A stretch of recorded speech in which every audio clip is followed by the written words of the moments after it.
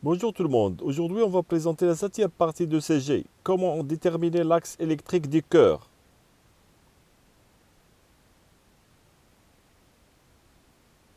L'axe du cœur ou l'axe électrique du complexe QRS est la direction des vecteurs issus de la dépolarisation totale des ventricules.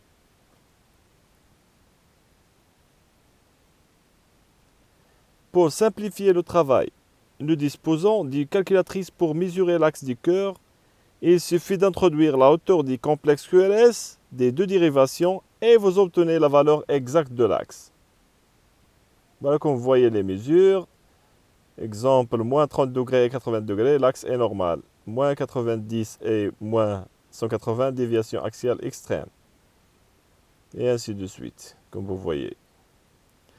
Avant de calculer l'axe du cœur, nous devons comprendre que chaque dérivation de l'ECG est un point de vue différent du stimulus électrique même.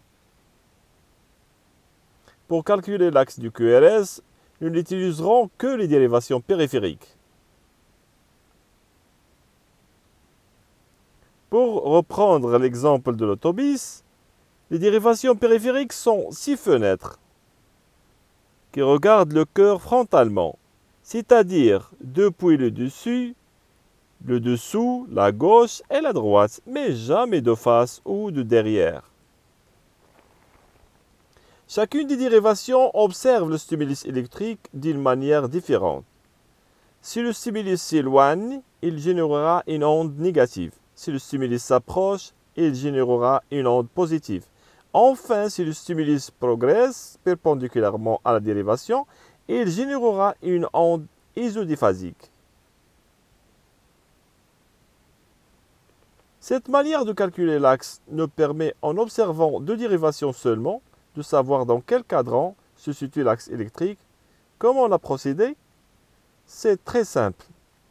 Nous regardons si le complexe QRS des dérivations D1 et AVF est positif ou négatif. Et grâce à cette donnée, nous pouvons déterminer si l'axe du cœur est normal ou s'il est dévié. Voilà ce qu'il faut retenir. Si le complexe QRS est positif sur D1 et AVF, l'axe est normal. S'il est négatif sur les deux dérivations, l'axe présente une déviation extrême. S'il est négatif sur D1 mais positif sur AVF, l'axe est dévié à droite.